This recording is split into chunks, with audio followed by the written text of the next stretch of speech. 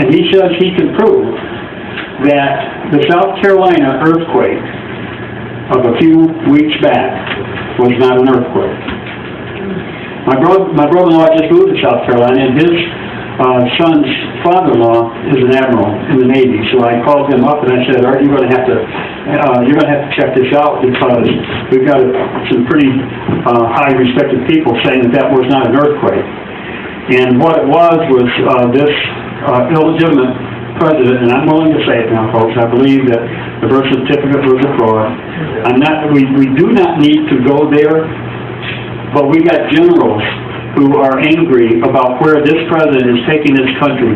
This earthquake was a detonated tactical limited nuclear weapon that was designed to be confiscated by some Tea Party patriot, some Tim McVeigh, who in the name of the Tea Party, see, here's what happened. President Obama ordered 3 of these tactical nuclear weapons to be, against all protocols, transported.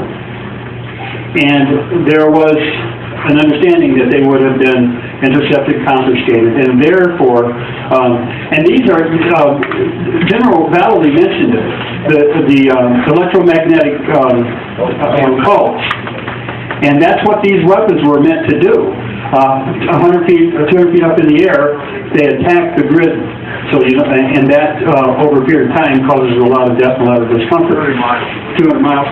Yeah. And so General Garrow will be speaking about that, but here's the point. President Obama knows he's going to lose the Senate. And the last thing he wants to do is spend the last 2 years of his presidency as a lame duck president. And he is going to lose the Senate.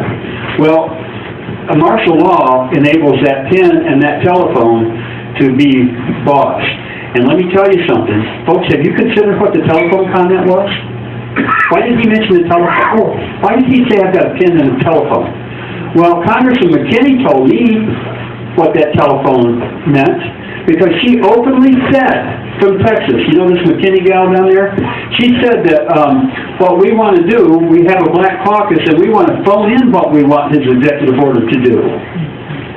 Is that really what he's going to do with his phone and his executive order pen? And will the pushback be so bad that he has to have martial law? And this is what Garrow's saying. That he's Dr. Garrow, he's got doctorates. He is saying that an admiral took one of those weapons out to sea and detonated it, and that created a earthquake-type imprint. Did they initially go missing? There's 2 missing.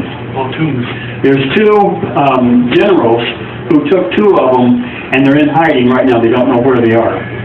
But what it said that was one of 2 scenarios was that one was going to be exploded. We have a limited EMF and or what do you call it? The electromagnetic pulse. Or it was that the confiscation of those weapons by a Tea Party type person who would have been an agent provocateur, not one of us, but one that looks like us, and they could blame it on us. Then he does executive order and places us under martial law. This thing, the American Spring, looks like it may fizzle, based on what we're hearing from Riley and General Valley, because maybe we got ahead of the curve. Maybe we're smarter than they think we are. I'm not saying don't go to that, but what I'm saying is you better guard yourself with prayer, and you better make good decisions, because if you go, they're openly saying that there will be pushback, that you will get arrested, that you will get heads beat. So, is it time for that? My mantra is this, and then we will dismiss. I think we need revelation before revolution. And that's what we're going to try to do May 3rd. We're going to call on, this is going to be a non-partisan, no candidates. Social issues can be bought at a table.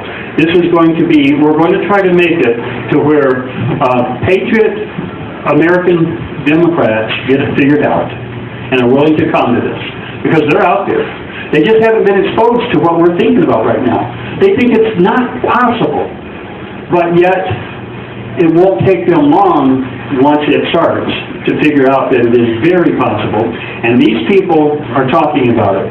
General Valerie, General McInerney, General Boykin. You heard him, you know what he's saying, and also Alan West. And there's a couple of other ones. Now, we're in the organizing stages of this. We're going to get it done.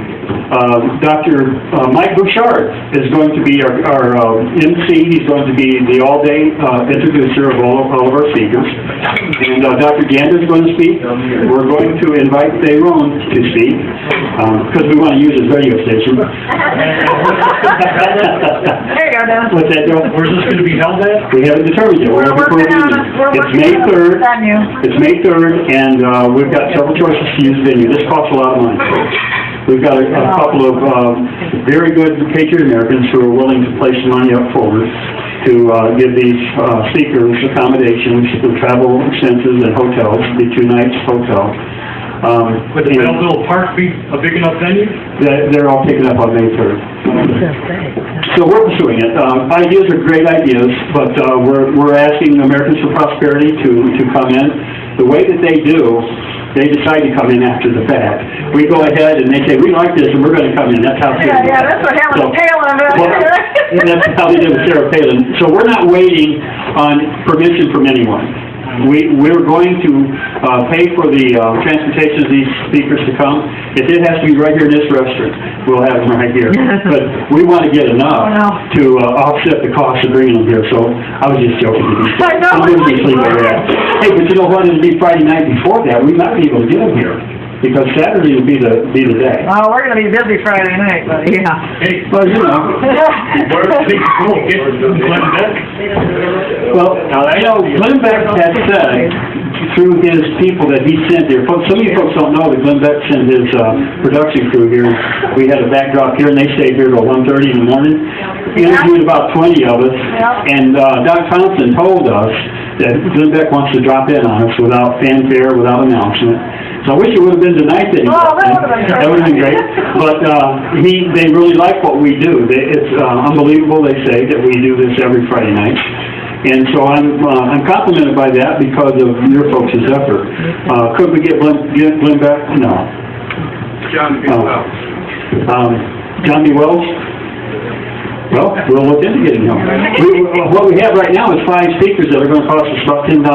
So I don't know how many we're going to want to add to that. There is some questions. So Mike, if you want to take a mic.